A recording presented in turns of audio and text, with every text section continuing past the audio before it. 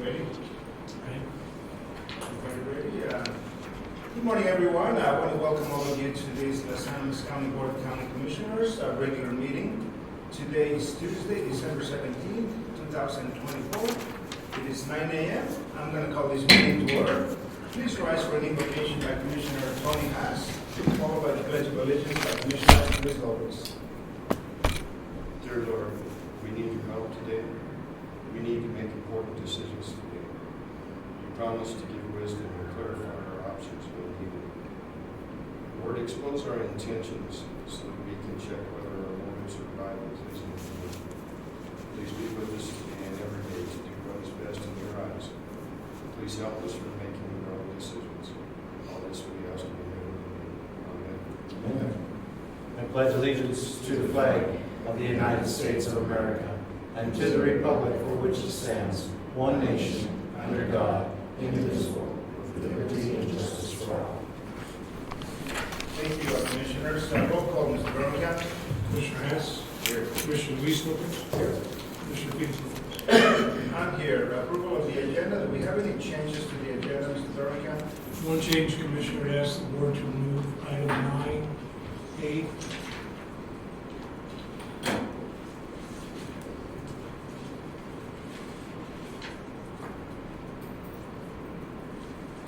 Any discussion, Commissioners? Hearing none, I will entertain a motion. Move to approve the agenda with that deletion. Second motion. Commissioner Luis Lopez. Yes. Commissioner Hess. Yes. Commissioner Felix Lopez. Yes, thank you. We're going to go to Section 3, reading of correspondence, Commissioner Committee reports. Commissioner Tony Haas, would you like to go first? Sure. On the 9th of December, the VHA and the CPAs, the Colorado Department of Ag and Behavioral Health Administration met together to discuss Senate Bill 24-055.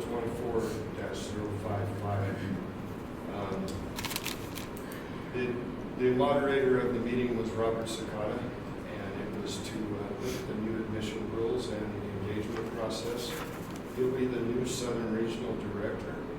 Mr. Sakata, if you guys know, is from Pueblo. He's been a long time resident there. He has a large farm, irrigation farm. He's a water guru, so to speak. Mr. Sakata was also given the task from Colorado Department of Ag to manage the Ag Behavioral Health Grant Program. There's four, let's see. The fiscal note is $626,000 for 25 and 26, paid forward by the general fund. The Colorado Department of Ag is also responsible for legislative reports on the grant application. Megan Sheldon was also there to do her part of the presentation, and she'll be responsible for appointing a 7-member agricultural behavioral health work group. She will also serve as the liaison and will develop trainings associated with the work group and will develop a statewide ag community outreach program. On December 11th, I attended the BLM Outdoor Recreational Summit. Director LACC was the moderator of the event. The summit was to identify ways to improve access and experiences on BLM public lands now and into the future, and find a balance between developing new recreation opportunities and conserving public lands and wildlife habitat and grazing allotments. The grazing allotments is what I was concerned with because here in Los Animas County we have some that we do use those. And I wanted to make sure that tourism isn't going to trump our grazing rights, as that's kind of our primary economic driver for Los Angeles County right now. They also are looking for ways to benefit communities. BLM manage lands and water and contribute $1.3 billion to the Colorado's economy and support and provide 10,500 jobs on a $3.5 million budget. There's 245 million acres of BLM in the U.S., 8.3 million of which are in Colorado. 80 million people recreate on BLM, 10 million in Colorado alone, visitations in Colorado have increased 40% in the last 10 years. Challenges identified stress on wildlife because they're recreating in priority habitats and corridors. There's an overabundance of that. We're going to try to mitigate that by identifying those corridors and making them higher ground or go somewhere else. Ag grazing and tourist incidents keep escalating, and because they open a gate, leave it open, and cattle get mixed up or leave the BLM and they're on private property. So virtual fencing is being pushed really hard by BLM. They want virtual fencing so they can do away with the old fences. Won't have to worry about opening or closing any gates. And that would also work where the water gaps are in the watersheds. So these river rafters that want to continue rafting from one end of the Arkansas to the other without the water gaps, in a way they should do that. So it's supposed to work. We're going to believe that virtual fencing will work to us on the waterways also. Then on 12/12, I attended the land use and housing affordability meeting that CCI put forward, Colorado Counties Incorporated. Representative Andy Bosnicker presented a bill that he would probably, he was looking for guidance. He wants to work on, this bill requires every person involved in the construction and management of a residential development built on land owned by a faith-based organization, school district, or state college or university to comply with, they would be exempt from a lot of different rules moving forward. The bill requires a subject jurisdiction on or after December 31st, 2026 to allow a residential development on a qualifying property that is not exempt parcel, subject to administrative approval in the process. Senator Bridges and Bosnicker are pushing forward a manufacturing housing legislation. The goal is to reduce regulatory barriers to lower costs and increase expansion of modular housing options, especially in rural Colorado. Speed up the approval process, lower cost of housing construction, and thereby increase housing affordability. Any questions I try to answer, but that's the end of my report, sir. Thank you, sir. The bill that I was at the same meeting, Commissioner, has the Representative Bosnicker. You know, one thing that as I continue to do a little research on that, we understand that affordable housing is so much needed throughout Colorado. For those faith-based places that own property and they want to build affordable housing, there's going to be, the communication was great. I just don't agree with the fact that now state government is going to be given exemptions to one and not the other. So that's certainly, to me, that's an overreach of, I hope we were able to get to a point of perspective that a contractor that is operating here has more scrutiny over the one that is going to be building on a faith-based property. So we'll see what happens. The conversation was fantastic. One of my questions eventually led to also paying attention to what's happening in school districts. In rural Colorado, we have so much need of affordable housing for our teachers, for our staff, because they're getting paid absolutely nothing. So I brought the issue, let's not get ahead of ourselves. If we were able to bring the salaries of our teachers in rural Colorado, it would make a bigger difference and they can afford a little more house. But nonetheless, it's going to be very interesting to see what's going to happen with that. Thank you for your comments, sir. Commissioner Luis Lopez. Thank you, Chairman, and good morning, everybody. On the 11th, the Board of Health convened here at the campus here in Animas County. We had a work session prior to the meeting with the consultants doing tax credits for our new campus building in Huerfano County. We are moving forward with obtaining that property in conjunction with the County of Huerfano and thanks to County Commissioners. Huerfano County for offering property and moving forward with our consultants concerning the design build phase at this point in time, after all of the legalities are implemented and stuff. So very excited for Garfield County to finally have a property available to us to rebuild and revamp up the health department as well as the Department of Human Services for the Garfield County offices. So they'll be coexisting in that same location, and we'll be moving forward with that here, the processes of obtaining the properties and getting all the numbers. In that same meeting, longtime board member Lorraine King has announced her resignation from the board. She is not renewing her term. She has served 16 years. A big thank you to Ms. King and all her years of service to the Board of Health for our region. She has been a true asset for especially the financial perspective of that organization. She was there when I believe Commissioner Haas was on the board and he went through financial woes and overturning some of that. So we do have an opening for the Garfield County area. So anybody listening in Garfield County, there will be an opening for that to be vetted by your county commissioners in Garfield and Los Animas County. The liaison right now, I believe, is Commissioner Haas for Los Animas. I'm not sure who is it Commissioner Wardell for Garfield County. So the application will probably be going out soon or available to you. On the 12th, the Trinidad Renewal Authority met and convened, and another long tenure board member has not renewed their application to be on the board. Mr. Ed Greco, who's been our chairman for years, is going to be stepping down from the Trinidad Renewal Authority. So that will leave a vacancy for the city of Trinidad as well to apply for the Renewal Authority. It was business as usual. We adopted our annual budget. And glad to see the coffers have been upped quite a bit. And thank you to the Treasurer's Office, Don and Mary, and your staff, etc., for providing all that information, Mr. Rego and the city of Trinidad, regarding the revenue that we have coming in. I believe it was $54,000 for the year.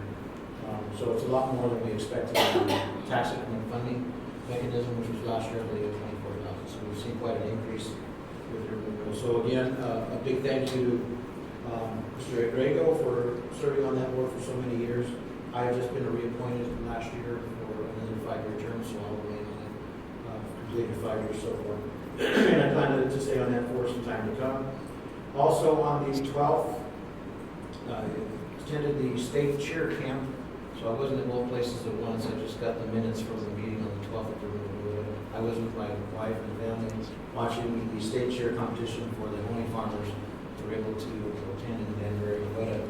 What an amazing event. I've never been to one of those. I'm so proud of our Honey Farmer cheer squad. And proud dad I am for our senior daughter who's performed in that, and what an amazing job those kids did there. And to the entire state of Colorado to see that activity take place. What an inspirational time for these young men and women to build their self-esteem and see how courageous and proud they are in cheering for their local team. So it was a great event, very, very wonderful day. On the 13th, the very next morning, we had Farmers Passenger Rail. We have a new interim general manager, Chrissy Bright, who has been the chief of staff, has taken the position as the interim general manager as we seek for a new general manager for the organization. There was some issues brought up by a NEPA study that was submitted to the Federal Rail Administration by CDOT board member regarding doing or omitting the NEPA requirements for the northern section from Denver to Fort Collins. And the Federal Rail Administration looks like it's going to approve that. But that was not announced to the entire board and didn't get entire board approval for the request to do so because it omits south of Denver for the NEPA study that was required under our service development plan. So there was some controversy regarding that, and to my dismay, I explained and expressed I was disheartened to hear this information, because when you start dissecting passenger rail, which is the corridor from I-25 from the northern to the southern border, and in the first phase of it was Fort Collins to Pueblo, when you start dissecting that, bilateraling it into 2 or 3 different pieces, then the entire service development plan is basically nullified. So at that meeting, I notified the entire board that this should not continue this practice. And if it does continue the practice, the counties south of Denver could be asking their Board of County Commissioners and municipality leaders to be omitted from the front range passenger rail, which would not be good either. We've been working for the last 2.5 years to see passenger rail from Fort Collins to Pueblo. That is the initial phase of it for the FRA grant that was started 3.5 years ago. And for them to omit this section for the NEPA process, I believe brings some really challenging times for Front Range Rail and the counties south of Denver. It appears that the appointees are governor appointees that did this process, and it may be, in my opinion, that they are taking direction from the governor to just focus on the northern section of the rail, which tends to be the normal with our Governor Polis, and just focusing on the Denver metro area, which I was very disheartened with and very disgusted with when we got this information on Friday. So I'll keep you guys in the loop. Again, I will be remaining on Front Range Rail. I was reappointed to another 4-year term recently, and we'll see what my counties that I represent for Los Animas and Huerfano in the South Central Council of Governments District will be wanting me to move forward on your behalf. Any type of movement. The biggest question is we are going to be moving with a 2026 ballot measure for taxation for the entire district for Pueblo. And if we're going to be including taxation, we better have some sort of designation when the rail will be arriving in our area. Without the NEPA study, it puts things back even further. So I will be coming back to all you guys here probably pretty soon after my tenure as county commissioner is over with Front Range Rail Commission and getting guidance from the city of Trinidad, city of Walsenburg, Fort Collins, County. On the 16th, Otero Partners Incorporated met and convened as well, and we had a nice, very quick, short meeting. Not much going on activity at the Front Range, I'm sorry, with the Otero Partners Incorporated, but we do have a nice milestone. We reached over 1.1 million in fund balance. Available funds that are out there to be lent out to small businesses and everybody. So in the 10 years that prior to me on that board, we had 0 loans. In the 8 years, we've had over, I believe, 10 or 11 loans for Los Animas County. So it's been utilized at least 1 or 2 years the loans that were approved. We have many more applications than that, but some were not approved. So it's good to see that opportunity for our local businesses in Los Animas County and Otero County take advantage of this lending mechanisms. And a big thank you for all the years that Christy Coberly and Felix Lopez have been on that organization. I know it's as the finance gurus to give us guidance on some of those loans, and also for your tenure in your student presence of giving good guidance to Ms. Bird on how to proceed to the board regarding some of these loans. So thank you guys. We probably wouldn't have had half those loans approved if it wasn't for your guidance to us. So, and Charlie, that's my report. Thank you, sir. Thank you, Commissioners. Mine is going to be brief. I want to, first of all, say thank you, Commissioner Luis Lopez, for 8 years of service. I know you got one more meeting, but your tenure comes to an end, and it has been an honor serving with you, sir. Thank you. And this afternoon, we're going to have a reception about 2:30, 3 o'clock for Commissioner Agua and Commissioner Luis Lopez. You guys are welcome to come back and just chat with them and give us a few comments and feedback. It is one of those great pleasures to serve with these individuals, and then our time comes to step down, and certainly in looking back and looking forward, just want to say thank you on behalf of the county, sir. And one of the fun things that you get to do as a county commissioner, you get invitations to various things. I had an opportunity to go to Branson High School and do mock interviews with the sophomores, and it was incredibly satisfying to hear how the next crop of employees that's coming up, what a great group of individuals they are. So I had a great fun. Interviewed 9 students, and I gave them an opportunity to give me feedback, and so we had a debrief at the end of it. So I think for those of us that are employing in the employment world, there is hope. These kids are really strong, well-prepared, eloquent.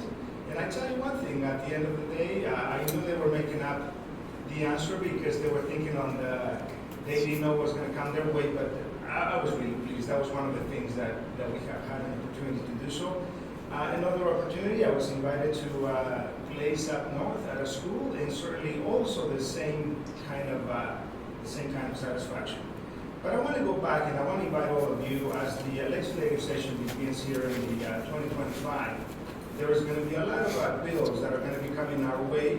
Keep an eye on, I serve on the board of Children's Hospital, and one of the things that we are really monitoring is what's going to happen to the medical industry. What's happening there, because all the regulations and for the local hospital here as well, there's going to be so many things that could be coming our way, and I know there are the lobbyists, the gurus that really keep up what's happening at that level. But keep an eye on what's going to be happening. There is going to be one of the bills. I had a conversation with the state representative yesterday, and one of the bills that could be coming up, and I know we're going to get an update from our assessor, I hope, and it's on the ag side of the house, giving more breaks, and that's okay, but it's going to continue to reduce the revenue for counties, and we're still going to be mandated to provide services. So my report is going to be on that, and if you all are interested in seeing what Colorado Counties Inc.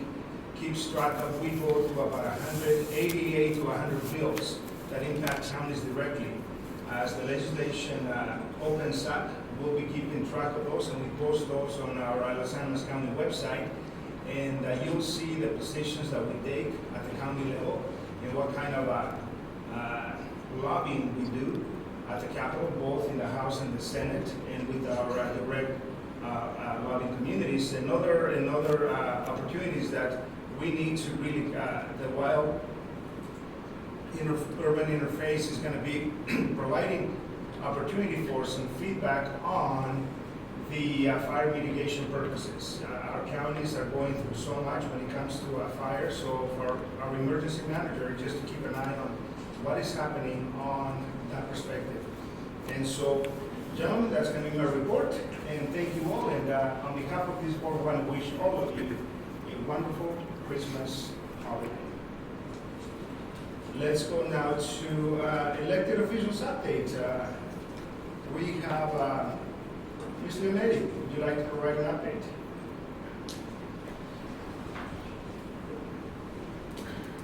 Good morning, everybody. Good morning. Donna Leonetti, County Treasurer, Public Trustee. I was hoping to have a report on our tax sale, but we ran into a couple little issues, and we're waiting on Tyler Tech to help us with support, and we haven't received it yet. So hopefully next time. And that's all I have. We'll be here next time. Okay. Thank you, ma'am. County Assessor.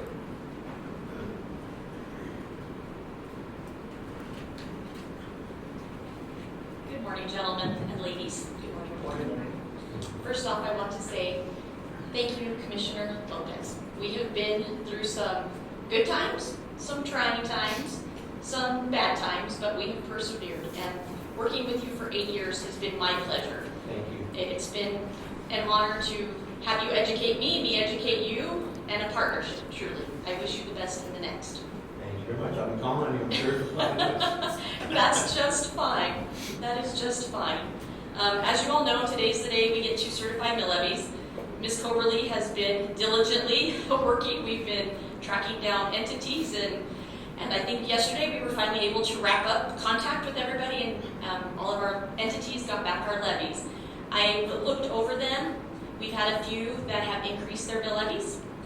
So I just want the public to know that once this board adopts all of these levies and certifies them, and then I run the tax bill and apply these, your school districts, most of our school districts have increased their mill levies. Due to the new law after the extraordinary session, because of the decoupling of school districts and all other entities, school districts will have a higher assessment rate, which automatically means they will have a higher value, which equates to a higher taxable value on your local tax bill.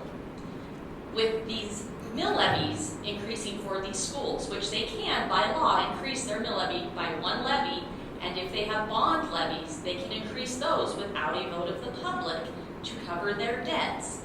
Those are increasing because of all the value reductions that we had to put in place due to certain extraordinary sessions. So please, if you are the public, and I hope this does get printed, be expecting an increase in your tax bill when you receive your 2024 tax bill.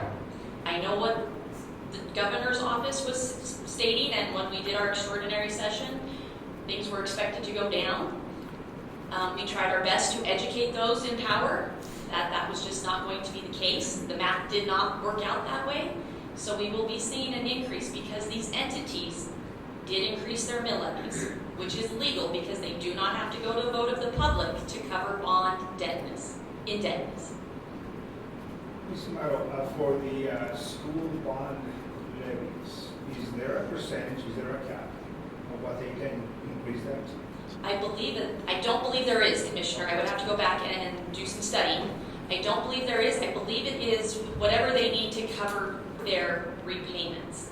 And we've had some school districts that have had some financial hardships due to lack of taxes being paid in certain areas. So I can tell you that has had a powerful impact on their levies increasing.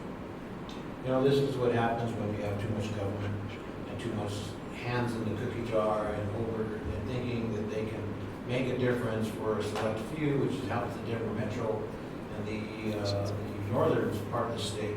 But I don't blame the school districts one bit at all. They have to cover their expenditures And they have to pay their bills. And they are teaching our future. They are educating the future for us. So And it's just to show you that sometimes when you don't get out there to vote, the elections have consequences. And this is what happens when you have this type of legislation in place up north. And this is what happens when you legislate for Denver Metro and you're not listening to rural Colorado. There's the Big 12, the smaller counties, we outnumber them in county numbers, but we just don't have the population, unfortunately. And in Denver Metro, your tax bill, you probably pay into 20 to 40 different taxing districts. Rural Colorado, you might have 6 to 12. And I can tell you just from being in this business for 20-some years, our entities are very fiscally conservative when it comes to the revenues that they are using to provide services. And it just, unfortunately, that message fell on deaf ears. So by the time Ms. Leonetti sends out those tax bills, I will be doing a lot of explaining and a lot of phone calls to my office, unfortunately, but we will do our best like we do every year to educate and help soothe the sting a little bit. So I will be running tax roll as soon as, hopefully next week, so we can get that out the door. As far as the ag bill that Commissioner Lopez referred to, we will see where it goes. There has been some silencing requested, unfortunately, so we will see where we end up with that. My understanding at this time where the bill stands is we are looking at what we consider other ag operations, so feedlots, hog farms, commercial egg plants, things of that nature.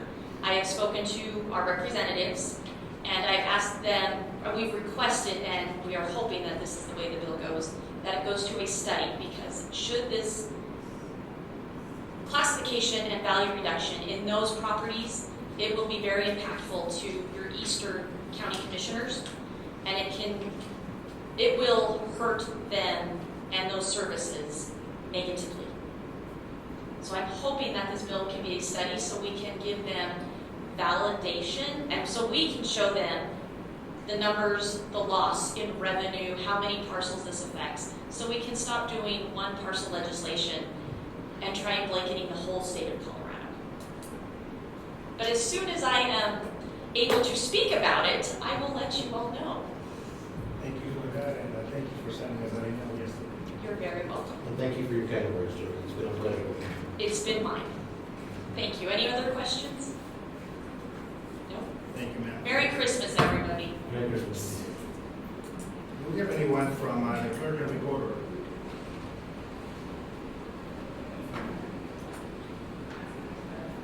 Anyone from the sheriff's office at this time? District attorney? Or coroner? Hearing none, we're going to go to the next section. We're going to move all the way down to section 7, public hearing. We have public comments.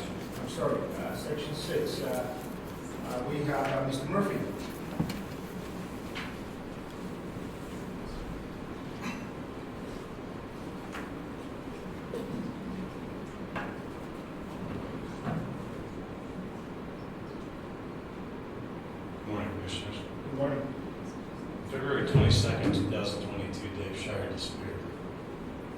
is in the audience here. He's never been found.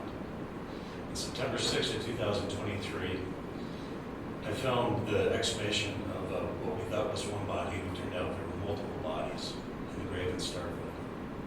In a conversation that I was having with my wife on October 13th, I realized in my conversation with Darby that it was potentially that it might be Dave Shire in that grave. I thought that the authorities would come running, they didn't, so I did a presentation here December 5th. From that, the last year and a half, lots transpired.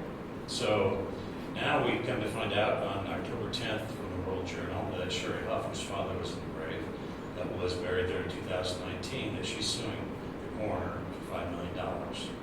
I don't know from the article if that involves the county, if the insurance is going to be involved, but from that it turned into a partisan issue, which in all my time in this community, I've never made anything about politics. But Mr. Phelan made sure that the Republican Party backed Mr. Berger. So I'm just wondering, perhaps Mr. Phelan, with this McDonald's money, might be willing to pony up some money should Mr. Berger and the county lose. It was never, ever about being a Democrat or Republican. That has nothing to do with it. In the CBI report, if you guys read it, on the last pages, Mr. Berger says to Frederick Marshall, "This is a mob capital. I will make you disappear."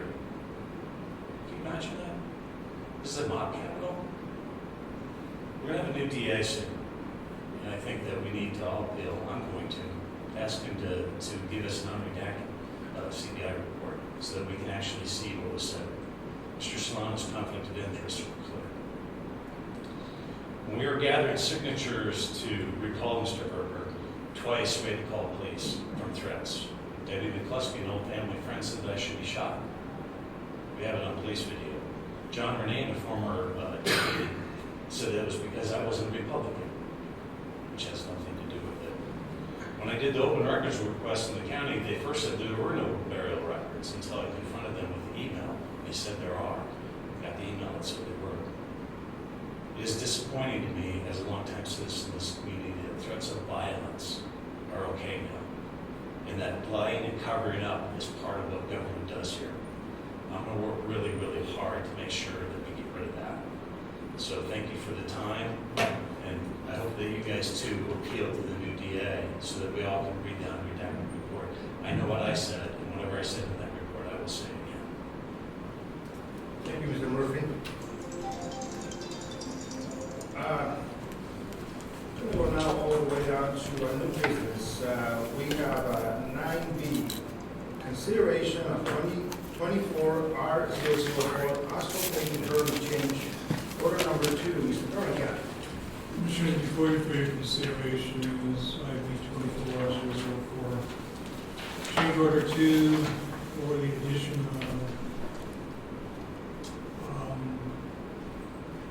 approximately 180 tons, looks like, for a net change of $33,147.70, an increase to the original contract.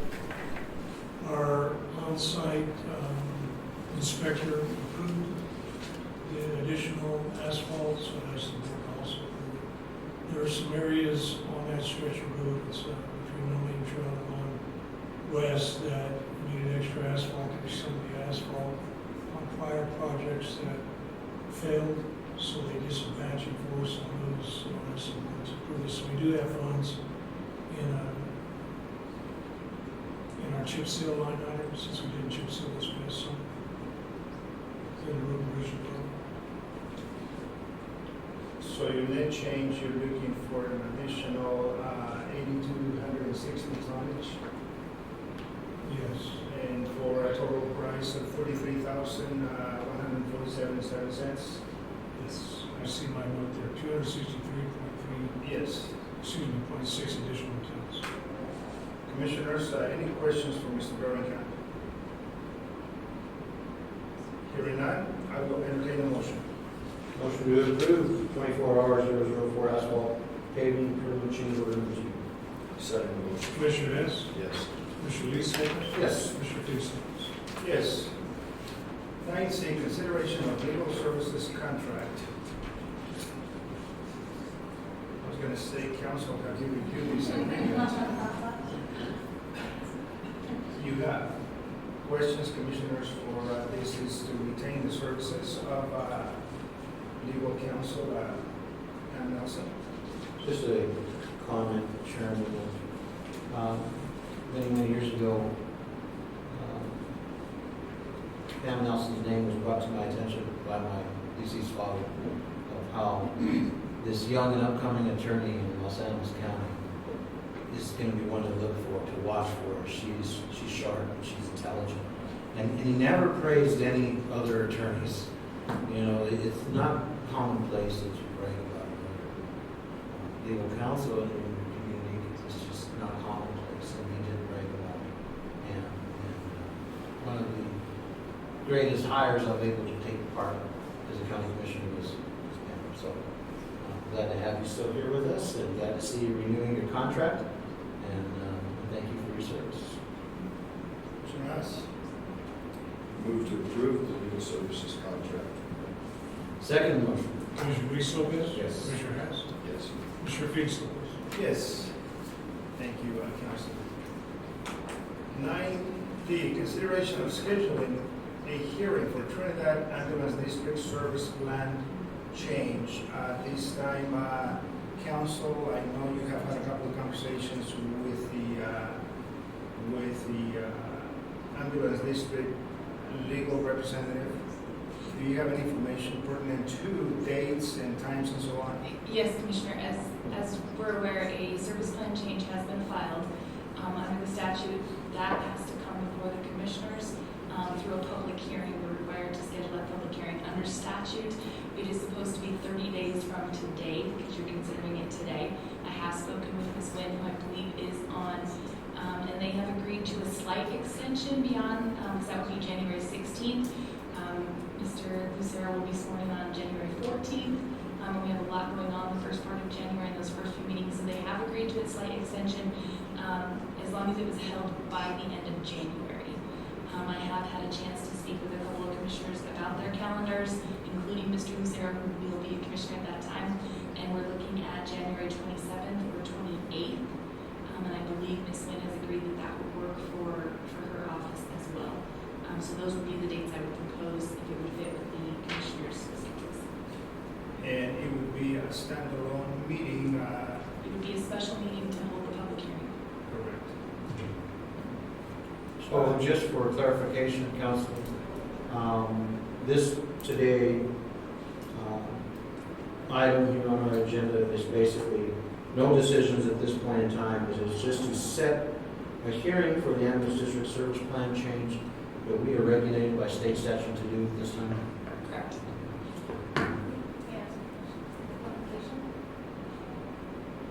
She was asking about the publication. There are certain guidelines within the statute that you and I have to get together to do that. Will that be on the county to publish that hearing, or is that on the Animas District? There are certain requirements on both sides, on the applicant as well as the county. And if I may, let me, for the purposes of some of the chatter that's going on within the community, the Board of County Commissioners, it's not the one calling for this hearing. It is being placed on this board because by statute we are bound to hold this hearing. The statute actually, give me 1 second, I'm going to read part of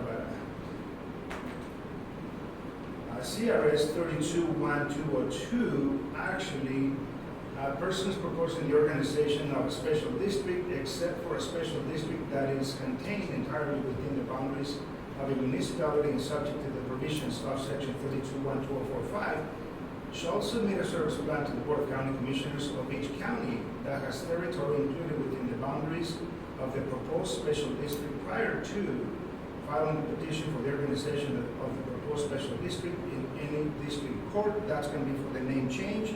One of the things that we're looking at, this is simply for the service agreement, not necessarily the name change.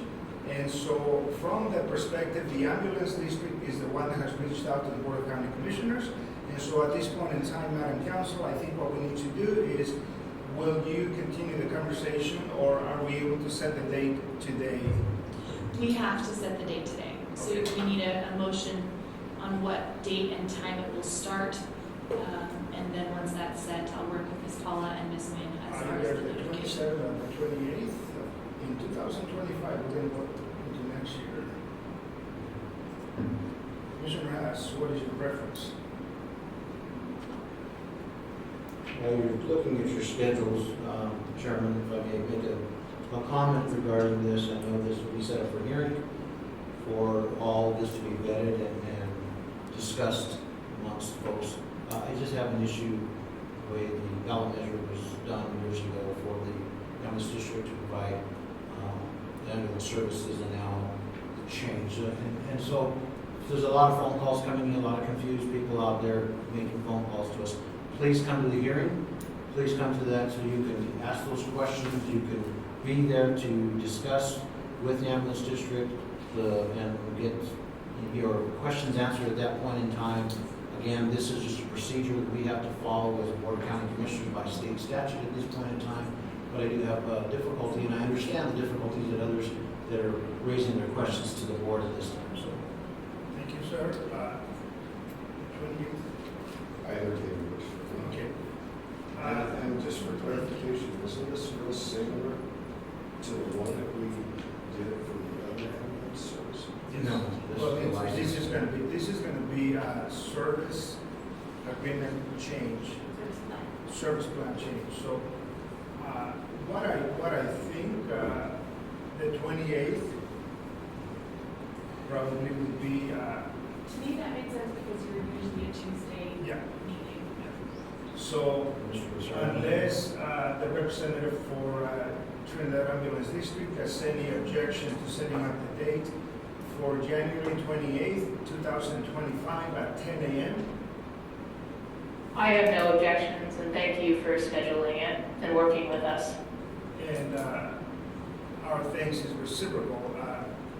So at this time, Commissioners, this is going to be the consideration of scheduling hearing for Trinidad Ambulance District Service Plan Change for January 28th, 2025 at 10 a.m. Do we have any additional discussion on that? Hearing none, I will entertain a motion.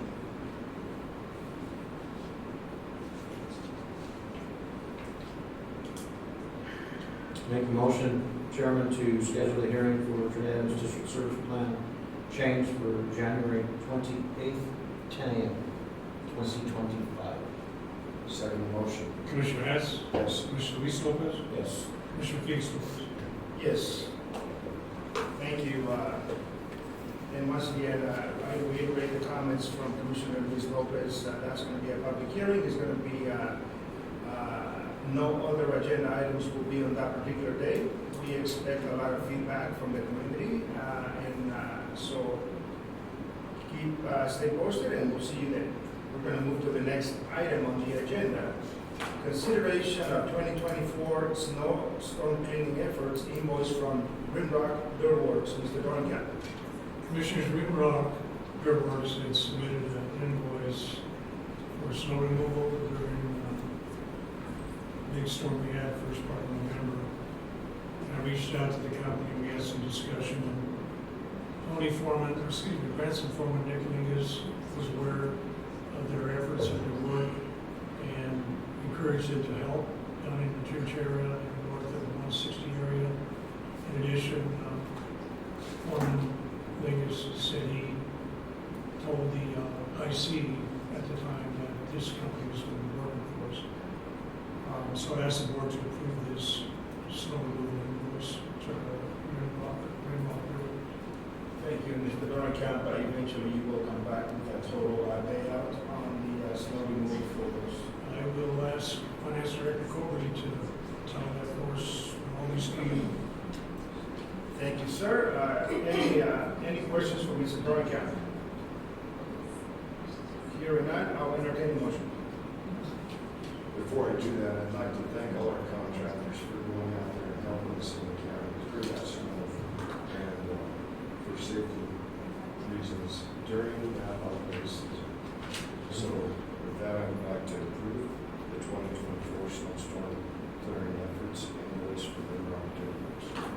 Second the motion? Commissioner Luis Lopez? Yes. Commissioner Hess? Yes. Commissioner Felix Lopez? Yes.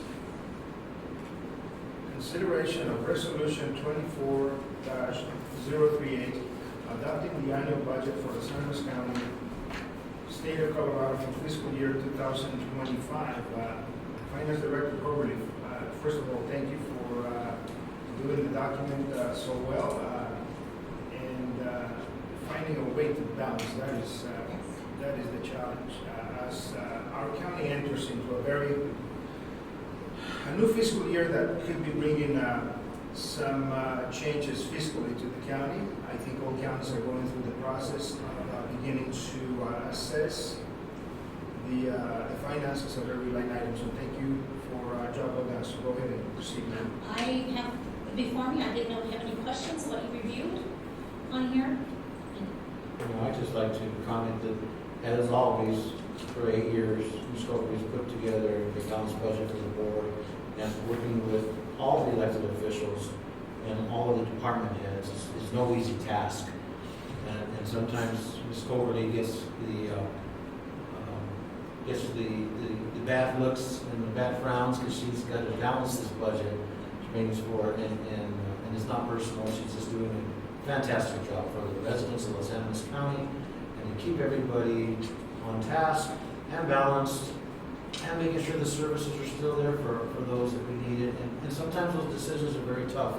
So I want to thank Ms. Coberly for having that backbone to stand in there and take the punches and be that person. It's hard. And then it comes to us and it's even harder because we're trying to be influenced by all of you. So thanks for taking those initial punches for this budget for 8 years, Chris. Thank you. I'm saying on page 1, you can see what so general fund, I did not use any fund balance. I want to try to keep doing that to where we have a future for this county. Less money, because this year we did use fund balance because we used the ARPA funds for HVAC, but it was something that was needed to tell you that. It's on page 1, on the very last line, you'll see use of fund balance. You'll see each fund that we did use fund balance for that. In the county airport, it's going to be supported by a capital expenditure. We do have projects that are capital expenditure. We did discuss those, and that's kind of hoping on a grant that we can do so we can improve the fairgrounds. That's one of our goals, is to improve our fairgrounds. So, I don't know if you want me to go in depth. I think we've kind of reviewed it a little bit. Any questions on it? I personally, again, I do have my electronic copy, and certainly one thing, and later on we're going to be meeting with the Department of Human Services, and they are going through a tremendous decrease in funding, both from the state, the reduction of, part of the reduction of the mill levy for us to be able to balance the general fund. So we need to really keep an eye on that. I serve on a couple of boards at the statewide level for DHS, and there is this big outcry, and it's real. We had one of the larger counties that brought it to the governor, reminding him that the counties are going to start freezing services to our constituents because the money is not going to be there. And you're talking about a county that is on the metro district. They were talking about an impact of over $4 million in providing child care services, and so we'll see what happens. I'm a bit concerned with all the decrease on funding from the state, and from the perspective, we have 2 balanced budgets here in our hands, and but I just want to make sure that the clarity is there that some of the services may have to be frozen here in the San Luis County as well. So for that, we're entering into a different fiscal era, Commissioner. You got the good days. We'll see what happens in the next few years. So, no other questions, Commissioners, for Ms. Coberly. I want to thank the commissioners. They did allow a 50-cent raise to every employee, plus an additional $85 to contribute to their insurance, because our insurance did increase by 11%. That's for Department of Human Services and Los Angeles County. So I think I'm saying, and if you take it together, it's almost like a $1 increase, salary increase, with the insurance and the 50 cents. You know what, and thank you for reminding us of that, because at the Colorado County's conference, one what we heard from every county was, can we keep up with the cost of insurance increases? And how do you continue as counties to pick up the difference? Well, this county has done its best to provide salary increases as well as come up with, to offset some of the expenses on the insurance side. So for that, again, it's a tremendous burden to be able to find those dollars. And we're not alone. We heard from the statewide report that insurance on the average nationwide increased by 19 to 22% just for this 2025. So we'll see what happens. And those are real dollars that are impacting counties. The other perspective that we also know, some of the grants that provide assistance for counties, i.e. The Energy Impact Grant, they are looking at reducing those balances tremendously. So I think we need to have the administration with Road and Bridge, opportunities to converse and see what grants we process as quickly as we can, because soon I think we're going to open the spigot and there's not going to be water coming out. So we'll see what happens, but nonetheless, I think all said, well balanced on both DHS as well as meeting the responsibilities of our county constituents for 2025.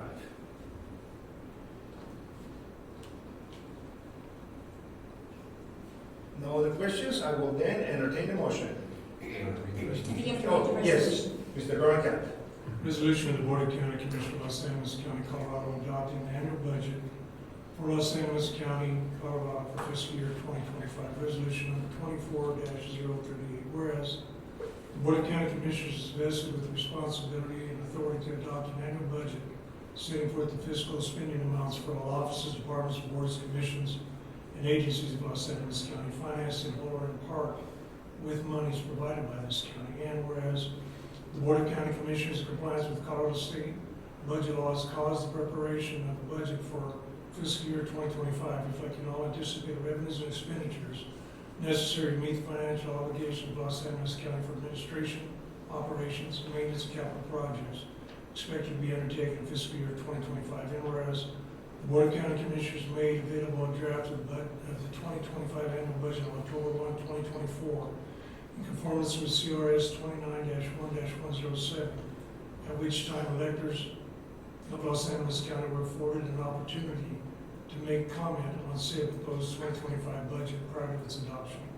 Now therefore be it resolved by the Board of County Commissioners of Los Angeles County, Colorado, that one, the 2025 budget submitted and summarized by fund and attached hereto and made a part hereof is hereby approved and adopted as the fiscal budget of Los Angeles County, Colorado for fiscal year 2025, beginning on January 1, 2025 and extending through December 31, 2025. Two, that the 2025 fiscal budget hereby approved and adopted shall be signed by the Board of County Commissioners and shall be made part of public records of Los Angeles County, Colorado. Three, the Director of Finance and Budget Officer is hereby directed to provide a copy of said 2025 fiscal budget to each elected official and department head of Los Angeles County. On a motion made and seconded, an affirmative vote, this resolution was adopted the 17th day of December 2024. Over the Board of County Commissioners, Los Angeles County, Colorado, followed by your signature on this. Thank you, Mr. Dorian. Any additional discussion, Commissioners?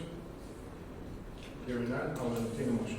Motion to approve resolution 24-038, adopting the annual budget for Los Angeles County, Colorado for fiscal year 2025. Second motion. Commissioner Hess, Yes. Commissioner Luis Lopez. Yes. Commissioner Felix Lopez. Yes. 9G, consideration of resolution 24-039, appropriating all funds for all officers, departments, and agencies of Los Angeles County for 2025. Once again, Commissioners, within the resolution, pretty explicit. Any questions on this? And I would go back to Finance Director Copeland. Any comments? Any? Nope, this is just showing the appropriations, and we do it to where we do it for each department for general fund, and then we actually go by each fund for road and bridge, contingent airport. We do show appropriations for each fund.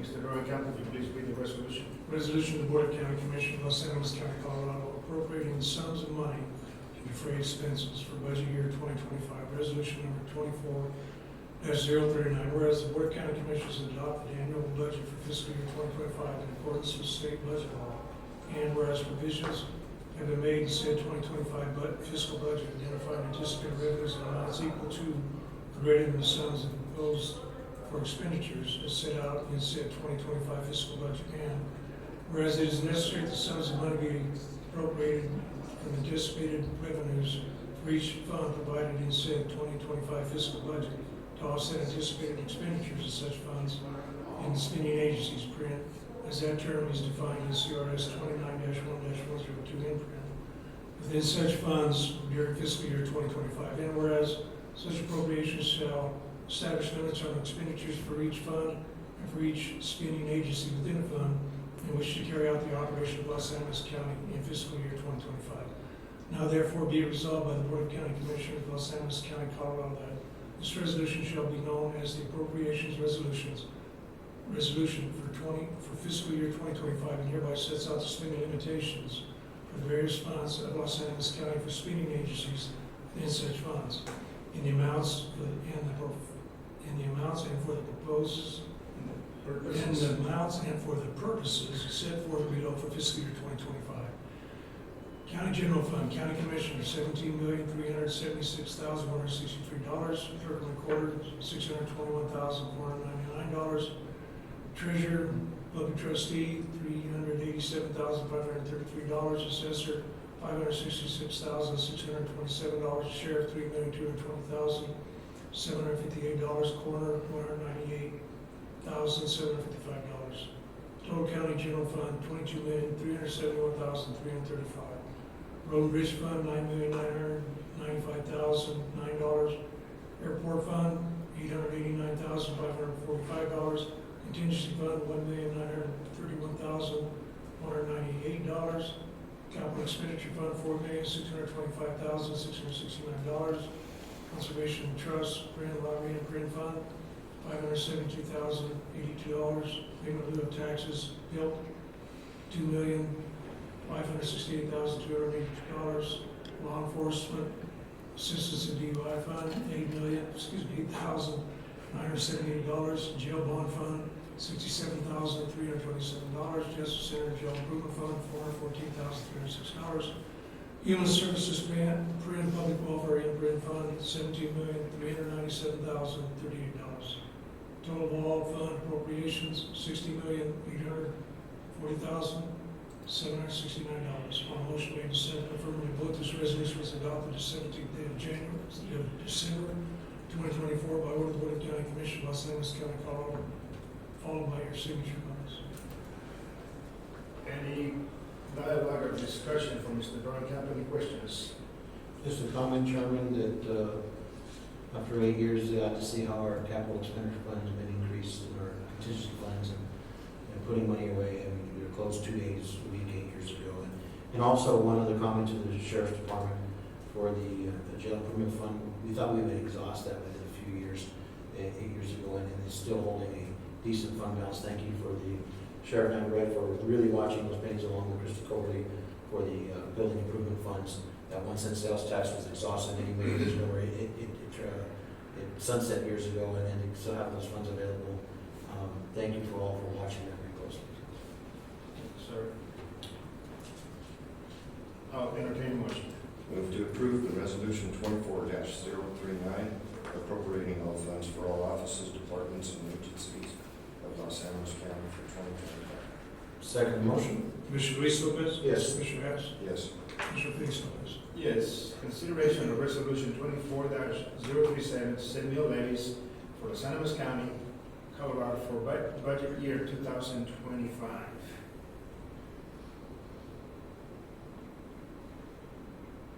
Mr. Dorian, It's just, it's setting Los Angeles County's levy. That's what this is.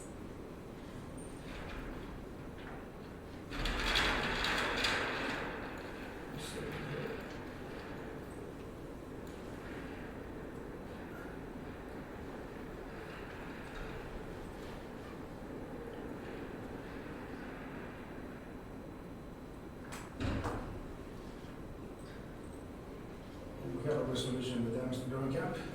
Resolution of the Board of County Commissioners of Los Angeles County, Colorado.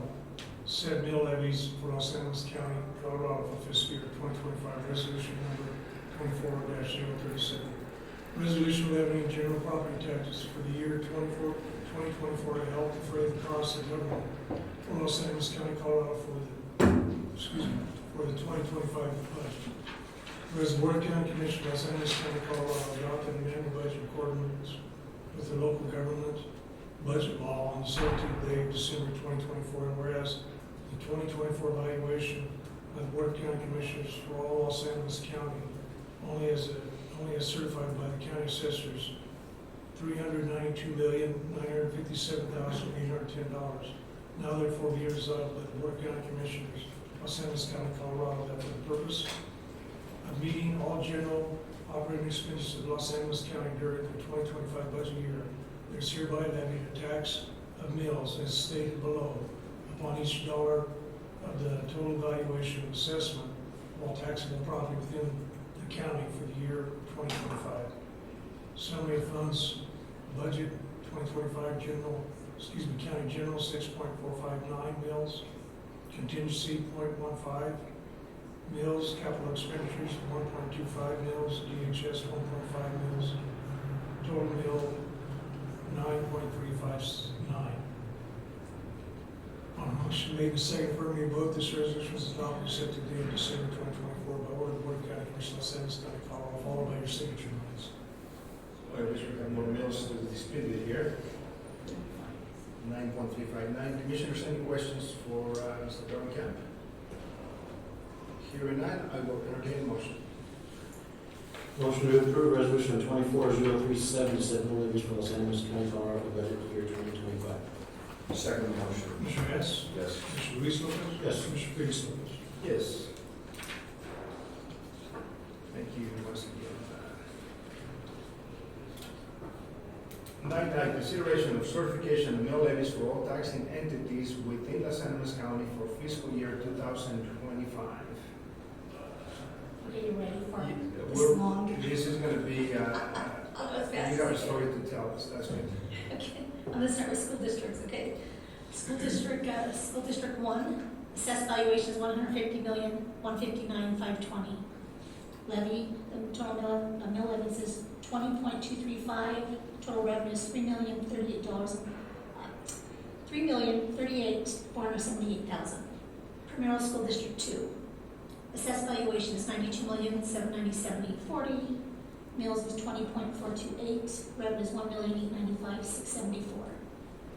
Plain School District 3, assessed valuation is $54,960,650. Mill levy is 31.186, revenue is $1,714,22. Aguilar School District R6, assessed valuation is $48,349,550.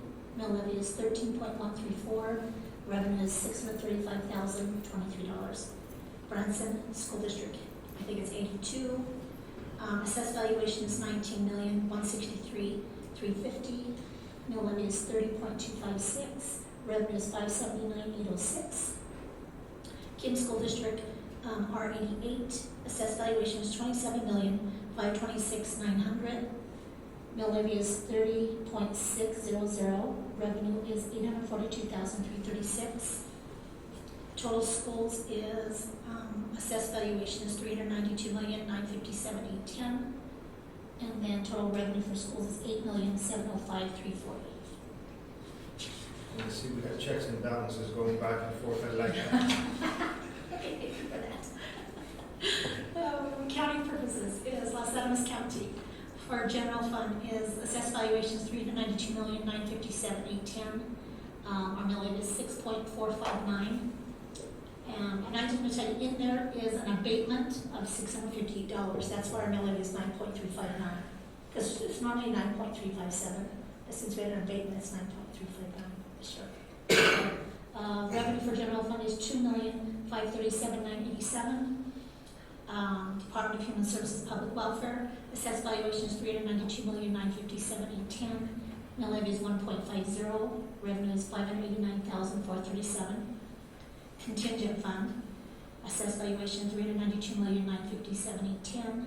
Mill levy is .150. Revenue is $58,944. Capital expenditure, assessed valuation is $392,957,810. A mill levy is 1.25. Revenue is $491,197. Total revenue is $3,677,564.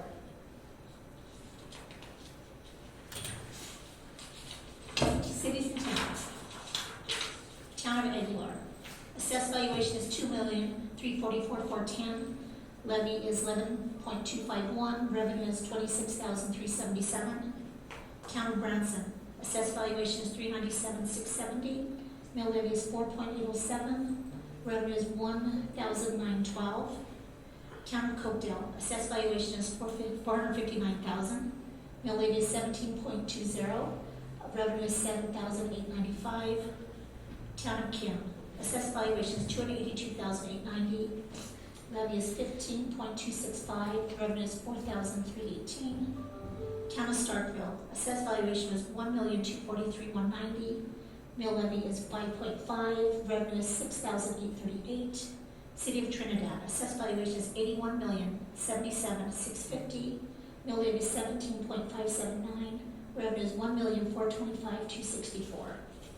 Total assessed valuation for cities and towns is $85,804,810. Total revenue is $1,472,603. All other local improvements in service districts, starting with Trinidad Ambulance. Assessed valuation is $365,439,10. Mill levy is 2.907. Revenue is $1,062,308. Fisher's Peak Fire. Assessed valuation is $32,528,80. Mill levy is 5.724. Revenue is $186,187. Pony Fire District. Assessed valuation is $48,658,480. Mill levy is 4.000. Revenue is $194,634. Spanish Peak Bon Cargo Fire. His assessed valuation is $56,057,150. Assessed value, levy is 3.950. Revenue is $221,426. Stonewall Fire. Assessed valuation is $91,843,510. Mill levy is 3.950, $221,426. Purgatory. Hang on. Sorry, I'm offline. You're offline. I'm offline. I'm sorry. Stonewall Fire. That's why I have a ruler. Gee, I'm still off. Stonewall Fire. Let's go again. Assessed valuation is $1,843,510. Mill levy is 2.459. Revenue is $225,843. Spanish Peak Purgatory Soil District is assessed valuation is $106,842,840. Mill levy is 0.500. Revenue is $53,421. Valley Metropolitan assessed valuation is $11,677,290. Total mill levy is 2.875. Revenue is $33,572. Purgatory River Water assessed valuation is $113,745,710. Mill levy is 3.50. Revenue $398,110. Branson Chinchera Soil assessed valuation is $22,346,730. Mill levy is 0.500. Revenue $11,173. Upper Warfano assessed valuation is $2,133,990. Mill levy is 0.500. Revenue is $1,067. La Porta bid assessed valuation is $2,333,380. Levy is 10.394. Revenue is $24,253. Madam, let me ask you, I had this kind of a random question. Why the Upper Huerfano? We're going to let this a motto. Yeah, so one of the questions was, are we collecting revenue for Huerfano County? So I haven't responded to that, but nonetheless, thank you for being here. Yes. The answer is we are not collecting for Huerfano County. It's the Upper Huerfano Watershed Basin and Conservation District. And it does fall within our county. Very good. And I'm just going to stand here a minute. Borders upon District 2. Live on the watershed from the, upon Highway 12. Yes, it's up in that area. And then it does, part of it is in Huerfano County, but it's the upper Huerfano. Very, just the name alone, you know, just brought up a question on that. Yes. Very good. Thank I you. asked that same question 8 years ago. It took me 6 to get there. Thank you. So the next are just assessed valuation, no mill levy, no revenue. So South Pueblo soil, assessed valuation is $2,314,40. Santa Fe Trail Metro is $5,432,140, no mill levy. Stone Ridge number 2, assessed valuation is $3,106,940, no mill levy. LACC Health Service District, assessed valuation is $392,239,030, no mill levy. Trinidad Urban Renewal, assessed valuation is $44,291,200, no mill levy. Total assessed valuation for the other districts is $1,300,981,820. On page I can tell you the revenue was for all of them. Revenue for them is $2,411,994. And just for clarification to the board and to the public, Stone Ridge Metro number 2, they are out of compliance. They have not filed with the state. We are all very aware of the situation. We're waiting for some movement in this, but as the assessor, I still have to apply the existing 55 mills that have been attached to this because they have not been legally dissolved as an entity. So I will be attaching 55 mills to all properties within Stone Ridge Metro 2. You as the board do not have to approve them because they do not submit a mill levy to you. But I as the assessor legally have to apply that mill levy until something is legally done to dissolve or seek the board and move that metro district forward. Because that's what was filed at the beginning. Yes, Of we the have creation been of the. at the creation of the district, Okay. of the metro district. So at any point in time, any one of these districts, of the last 2, 4, 5 that were mentioned, they can pretty much go out and begin collecting levies. Is that what I'm understanding? But they will require the vote of their constituents. The vote of their constituents before they can. The only ones that can adjust their levy without a vote is if they have bond repayments. So a bit intriguing on the LA County Health Service District. That has been formed for quite some time. Yes, it has. But they have never certified a levy to the Board of County Commissioners. Okay. It's going to carry on for me personally, a conversation later on and see what. Anyway, thank you so much. Thank you. I don't have anything. Okay. I think That was, thank you, that was, even with, I go up at least to 150 and I can't follow this, so thank you for doing that. Any additional conversation for anyone? And by the way, I want to give a shout out to one of our students that did an internship here, paying a lot of attention. Thank you for your interest in this field. Public administration is awesome, so thank you for being here today. If no other conversation exists, I will entertain a motion. Move to approve the certification of mill levies for all taxing entities within Los Angeles County for fiscal year 2025. Second motion. Commissioner Reese Lopez. Yes. Commissioner Hess. Yes. Commissioner Peterson. Yes. 9J, consideration of resolution 24040, B&L Enterprise Thatcher Helium Plant, major facility permit extension. Mr. Dorncap. Resolution of the Board of County Commissioners of Los Angeles County, Colorado, reaffirming approval and providing a 1-year extension to MF 2023-006 filed by B&L Enterprises Inc. B&L Enterprises Inc. has filed application MF 2023-006 under the rules and procedures of Los Angeles County Oil and Gas Regulation, seeking approval to construct the Thatcher Heating Processing Plant. Includes IACX's proprietary helium purification equipment that uses DSC technology to recover and purify helium from raw gas to market-ready conditions. The location is in the southeast and the northeast of Section 8, Township 29 South, Range 60 Beth, 6th Principal Meridian, Los Angeles County, Colorado. Resolution number 24-040. Whereas B&L Enterprises Inc. filed a major facility permit application number 2023-006, seeking approval to construct the Thatcher Heating and Processing Plant, and whereas the Board of County Commissioners held a public hearing on November 7, 2023, and approved the major facility as noted in Resolution 23-026, and whereas B&L Enterprises Inc. asked for and was given an extension of the major facility permit on December 10, 2024, and now therefore be resolved by the Board of County Commissioners of Animas County, Colorado, one, request for an extension of the start of construction related to MF permit 2023-006 is hereby approved. B&L Enterprises Inc. has until December 10, 2025 to begin construction under MF permit 2023-006. Construction has not been commenced by this date. MF permit 2023-006 will expire. A motion made and seconded. Affirmative vote, this resolution was adopted on the 17th day of December 2024. Now order the Board of County Commissioners of Animas County, Colorado, followed by your signature. Thank you, Mr. Dorian.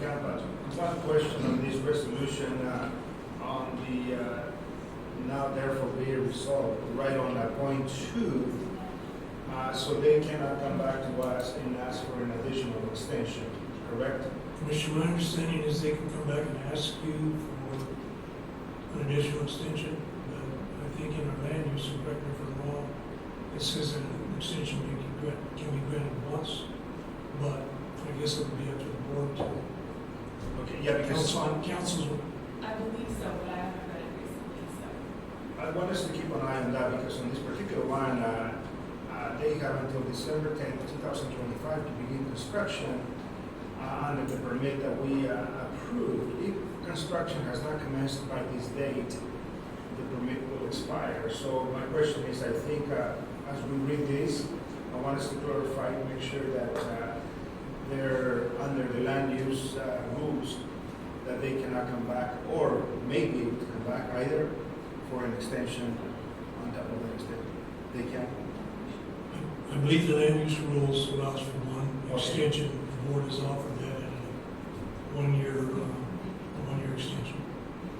Thank you. How many operators, helium explorations operators do we have in Los Angeles now? 2? After listening to their presentation, it was at your last meeting, I believe there's one operator working with, I guess I would call them sub-companies underneath the one operator.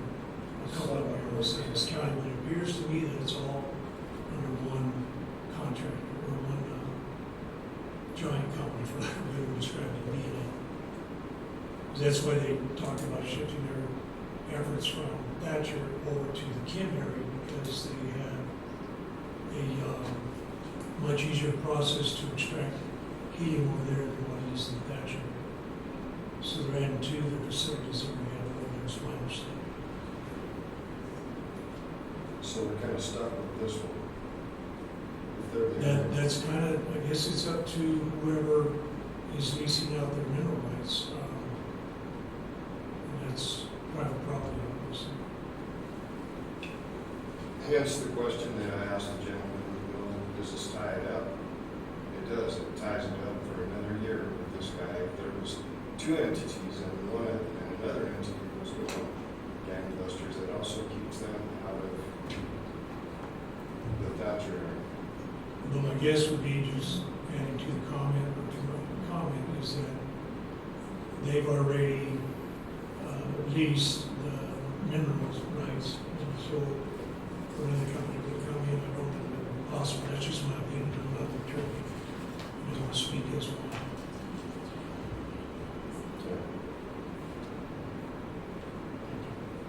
Thank you. Just simply for information purposes, we can clarify that question as far as extending additional extensions. So any additional comments or questions on this particular item? I will entertain a motion. Motion to approve resolution 24-040B and Allen Enterprise Thatcher Heating Plant Major Facility Permit Extension. Second motion. Commissioner Hess? Yes. Commissioner Luis Lopez? Yes. Commissioner Felix Cruz? Yes, 9K, consideration of 2024 snowstorm clearing efforts, invoice from Justin David, Inc. Mr. Barnett. Before you commissioners, for your consideration is snow removal invoice from Justin David Inc. They, I was aware they're doing the work up in the northern part of the county, northeast of Aguilar, in that area, so I asked the board to approve this invoice.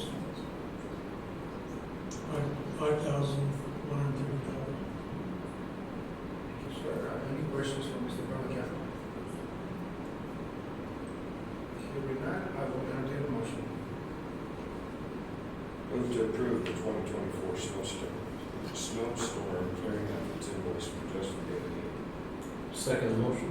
Commissioner Luis Lopez? Yes. Commissioner Hess? Yes. Commissioner Feinstein? Yes. 9L, consideration of a San Luis County Emergency Manager job description for 2025. Mr. Richards, good morning. Good morning, Mr. Chairman, good morning, commissioners, good morning, board members. Before you, as I apply yearly for the EMPG grant with Homeland Security, I have to update all the paperwork, and this job description is the latest addition to that. It has to be signed by the board chair, the finance director, and myself, and submitted with the application for the EMPG grant. All I did was update the hours. We pumped it up to 30 hours a week, and the salary, made a couple of punctuation corrections, and that's what's before you this morning. Thank you, Mr. Richards. One, and I'm simply going to make a comment on supervision received. I like to, the current document reads, this position is directly accountable to. I like that to be changed to this position reports directly to. I mean, accountable reports directly. I mean, and I'm simply, it's semantics. Sure. And it's grammar, because later on, this position, this is the way it reads, is directly accountable to the San Luis County Administrator, period. If you read this position reports directly to the San Luis County Administrator, later on the second sentence, the employee is personally accountable, once again, so just the redundancy. Very, very small, minute, might not need to be changed. Okay. Personal opinion. Very good. Should I run that by the county attorney? Legal counsel? I have no concerns with that change. Good way. All right, so you want me to make a modification that, This position reports directly to the Los Animas County Administrator. okay, Okay, there it is. It's also too, it's $33.50, because you have $33. Oh. If that doesn't change, it's not $70. We can keep well, it's it. not in effect yet. I just want to check if they're modifying, you need to change. Yeah, this. thank you. I can do that, yes. All right, any other modifications? Sir, no, thank you. And once again, you know, we don't say this enough. The work that you do is tremendously appreciated within the community. I have an opportunity to mention your name up at your previous board of county commissioners. Oh, yes. And they're pleased that you are involved in county government. Oh, thank you. And That's so, good to hear. and so for that, thank you for the work and thank you for working on this document. I don't have any other questions, commissioners. Thank you, Mr. Richards, and your office. 8 years ago, this was 15 hours a week, dedicated salary, and very minimal, and very, and to see it growing and growing, hopefully eventually someday, with budget shortfalls, hopefully that won't cause for this office to continue to grow in the capacity needed for the emergencies that are utilized. And hopefully we won't have the emergencies to justify needing, the county. So thank you and your office for all the services I work with you on, as in your role and capacity as emergency manager. You've done an extremely great job. Thank you so much. And I told the Trinidad City Council that my job is one of those things that I have no authority, no responsibility, and without your support, without the public support, and everybody, this job is a failure. So any success we do is because of your input into that and the whole support of the whole county. So thank you very much for that. And we're looking forward to the IPOS implementation. That's going to make the communication for all constituents that Yes, are sir. impacted. And I like the idea that you said, even someone that's going through the area, that's passing through, if they enter that area, they're going to be able to get, there is a hazard ahead of you, there is an emergency ahead of you. Yes. You now enter into all the warnings. So we can hang that message 6 to 8 hours so that whoever drives in. I like that. I think that's going to make, as we have a debrief, that's going to be one of those key perspectives. So thank you once again. So Commissioners, I think the motion is going to be consideration of the San Luis County Emergency Manager job description with a very minute change. You make that motion? Second motion. Commissioner Hess, Yes. Commissioner Luis Lopez, Yes. Commissioner Felix Lopez. Yes, we're going to go now into, and I see the Sheriff join us. Thank you, Mr. Richards. 9A, consideration of Justice Center TK Healthcare Personnel and Administration Contract. Good morning, Sheriff Navarrete. Good morning, Commissioner. On this, we are beginning a new provider for the first of the year for our medical services. Our old provider, Healthcare Partners, we are mutually parting ways at the first of the year. So we're in a transition period, and a contract was wrote up by Turnkey for your review, and I did send that to Ms. Nelson for her review as well. Council, do you have any questions with the language of the contract? I know you sent us an updated version. With the updated version emailed out this morning, that's what you're considering. I have no legal changes or concerns. Thank you. Mr. Navarrete, one of the questions that I have on section 1.6, the second paragraph, it says, upon agency request, the contractor will reprice medical claims for the agency for a fee of $15 per medical claim.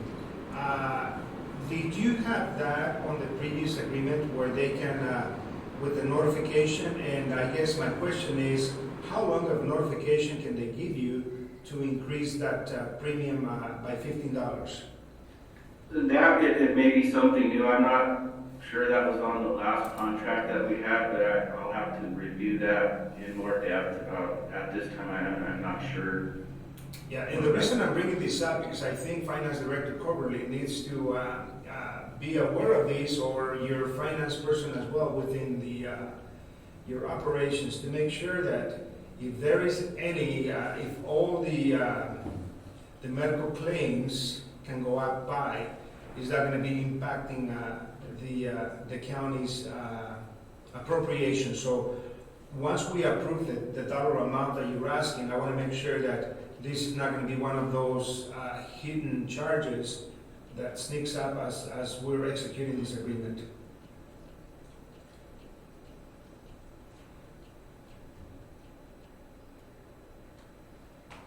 Yeah, I could take a look at that. I'm not sure, Commissioner, on that, as I wasn't real up on that section that you said, but we can review it and make sure that that does start to show some type of trend. Sure. We can figure out which direction we can do on that. Then, for your purposes, I know you probably have read this section 1.19. Non-inmate health services shall be provided in the form of emergency care for facility staff and visitors for the purposes of stabilizing the condition and arranging for transport. Then it also goes into the basically inmates from a different facility are going to be basically not receiving the services under this contract? I don't believe that is the case. When we do take inmates from other counties, they will provide that financial portion. We do need to. But we can look at that and make sure that doesn't happen. But that's what normally is the case when we do take outside inmates. We are able to possibly get their portion of the JVBS or the MAP funding. If they're going to be here for a considerable amount of time, we can transfer those funding towards our medical department to help offset some of those costs. Thank you, Sheriff. I want to yield the floor back to, I know Commissioner Luis Lopez has a question about the bottom line. Yes, Ms. Coberly, do we, in the sheriff's budget, do you have the required amount allocated for the 201,000? I did build it into his budget. Yeah. I did. And this is quite a, is it quite an increase, Sheriff, from previous years? I know. It has, but we hadn't asked for any increases probably for 11, 12 years. So due to the costs of medical and all the legislative mandates that we have to abide by, it's gone considerably up, and actually that's a very good cost in comparison to what some other jails have been having to pay. So before I did this, I made sure that this increase would be able to be put into our budget before this decision was made. Right, and I think the monthly allocation for quite a number of years since I've been here has been the same and constant at the 13,000 monthly. So good job at keeping that at that point and moving forward with the new contractor for keeping that minimal of an increase of the $3,000 plus a month. So for our residents, I don't have any other questions regarding the contract. I just hope that those two concerns identified by Commissioner Felix Lopez can be addressed. So, Council? Section 1.10, I think that answers your question.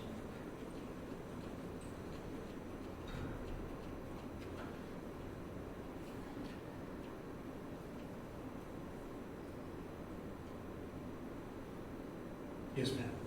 Thank you. Thank you for reading. So 1.19 would apply to actual people, not. Very good. Thank you. ESPN works. Any questions, any additional questions for Sheriff Navarrete? Hearing none, I'll entertain a motion at this time. Move to approve the Justice Center TK Health personnel and administration contract. second motion. Commissioner Luis Lopez? Yes. Commissioner Hess? Yes. Commissioner Felix Lopez? Yes, thank you. Keep us posted, Sheriff. You know, something else that I'm working on the Region 19. I'm hoping that we're going to be able to draw down about $50,000, which will come directly to the county for services provided at any detention facility. So we're still going to be taking a vote early January on that, and I'm hoping to be able to get those funds back to the San Luis County. Thank you. Yes, sir, go ahead.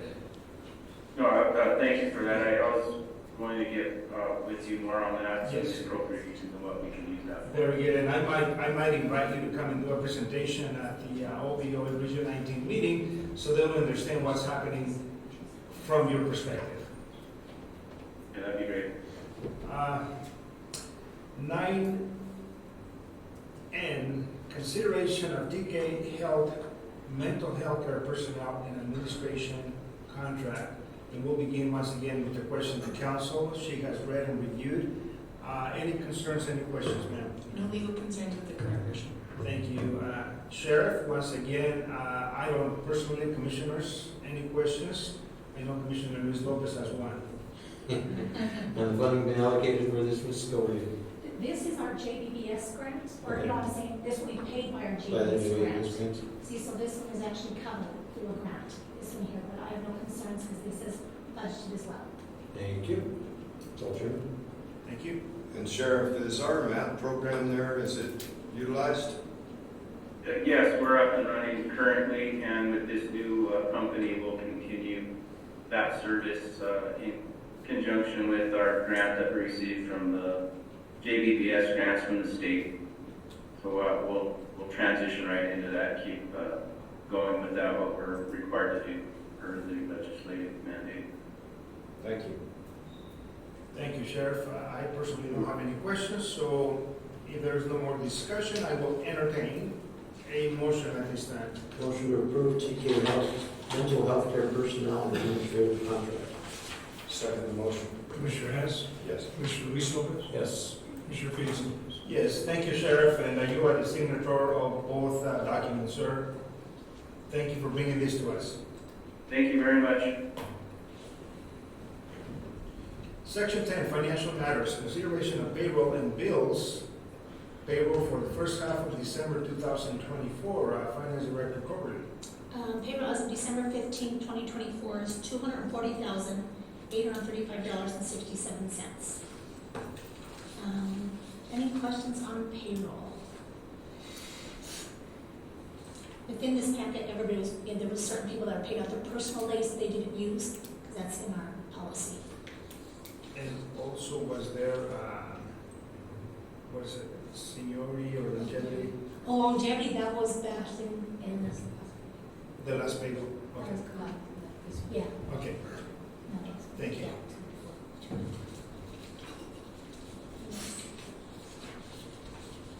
Let's see, invoices paid on December 4th. $1,146,413.29. We did pay the balance to, for the retaining wall of $7,183.33. Was that the retainer that we had on it? That was the retainer, Okay. correct. That was Thank you. the final balance on the wall. And let's see, and then pyramid construction for road and bridge grant 9833. We paid them $1,051,911. But and I think we approved there's a change order that'll be coming on that one, correct? Correct. Okay. And that's all I made notes of, unless there's something that I thought I've missed that you have a question on. No. Commissioners, any questions? Hearing none, I will entertain a motion. Motion to approve payroll and bills. Sorry. Consideration of payroll and bills. Motion to approve bills and payroll for the first half of December 2024. Second motion. Commissioner Hess? Yes. Commissioner Luis Lopez? Yes. Commissioner Felix Lopez? Yes. We're going to go to section 11, executive session. The vote will be an executive session under CRS 246424B. The purchase, acquisition, lease, transfer, or sale of any real, personal, or other property interest. Item A under that, CDOT Aguilar property. And also, the board's going to be meeting under CRS 246424B, conferring with the county attorney for the purposes of receiving legal advice on specific legal questions. Item A under that section, consent form. B, treasury account, SB 22-238. And also, the board is going to be meeting under CRS 246424E, determining position relative to matters that may be subject to negotiations, developing strategy for negotiations, and instructing negotiators. At this time, I will entertain a motion to put this meeting on hold and go into an executive session with a 10-minute recess. So moved. Second? Commissioner Luis Lopez? Yes. Commissioner Hess? Yes. Commissioner Felix Lopez? Yes. Record.